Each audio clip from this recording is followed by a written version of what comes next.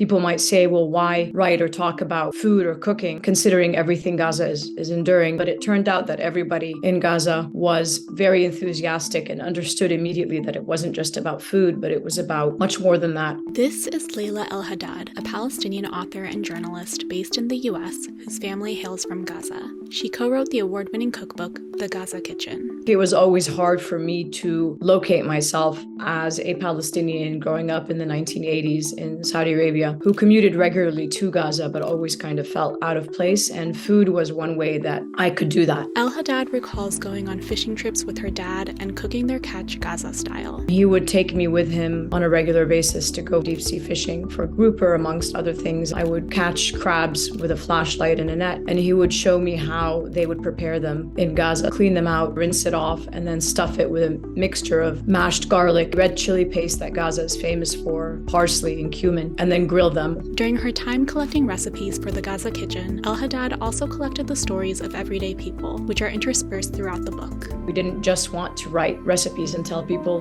go cook these, but we wanted them to think a little bit. And we wanted to include snippets of how everything was interconnected in Gaza and affected in some way, shape, or form by Israel's control and occupation. From the access to water, from when people can turn the power on, from what ingredients they might have access to. The idea behind first the economic sanctions and then ultimately the blockade was to put Gazans on a diet, but not quite let them starve to death. Across Palestine, access to clean water is limited. 90 to 95% of the water supply in Gaza is contaminated, while rainwater harvesting cans in the West Bank are often destroyed by the Israeli military. Residents are forced to purchase water at exorbitant prices. And that's not all. I personally met with farmers who replanted their olive groves 3 separate times. It had been completely razed by Israeli armored bulldozers 3 times. And when asking why he kept planting the olives, knowing they would take years and years before they became productive, he said, I have no other choice. This is my way of resisting. And if I stop planting, then I've lost.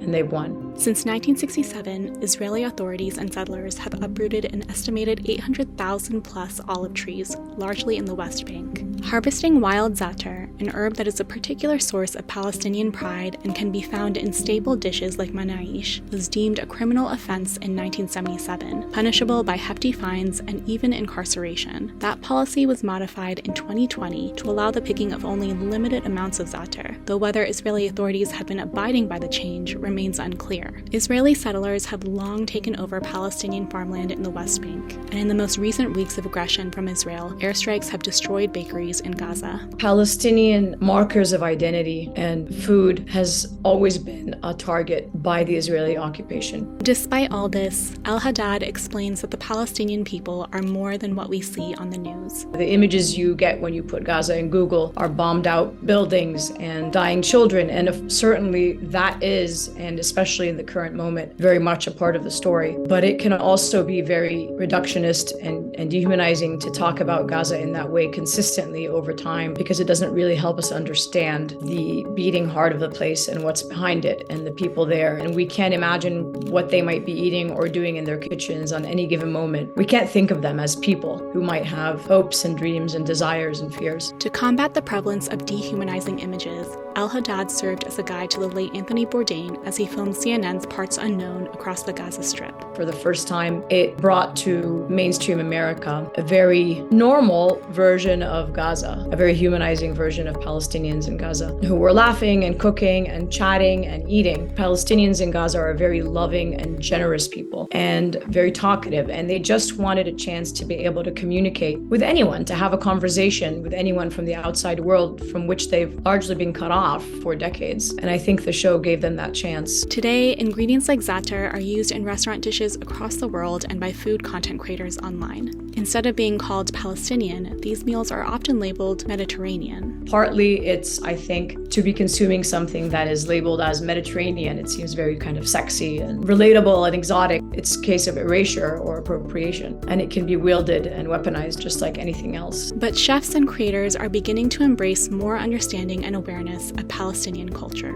Increasingly, especially in the past last 10 years with this kind of eruption of, on the Palestinian food scene, you are seeing more awareness about what Palestinian cuisine is, trying to be more deliberate about naming things what they are and attributing them to their correct origin rather than kind of just erasing that identity completely. Read, learn about the situation there as you cook, and try to source your ingredients from Palestinian stores or farmers or sites. El-Haddad recently joined more than 1,000 food and hospitality industry workers in calling for a ceasefire in Gaza and for a greater appreciation of the Palestinian identity and voice. She is also one of the plaintiffs in a lawsuit seeking to stop the Biden administration from funding Israel. We hear a lot about how food is political and it's become very popular to say that, but when push comes to shove and when their so-called allegiances are really tested or they feel like something they say might be controversial, there's just radio silence, especially in the food industry. I think history will really judge everyone in this specific time and place on how they are reacting and what they're saying and what they're doing. For El-Haddad, Gaza will always be a place of warm memories and a feeling of home.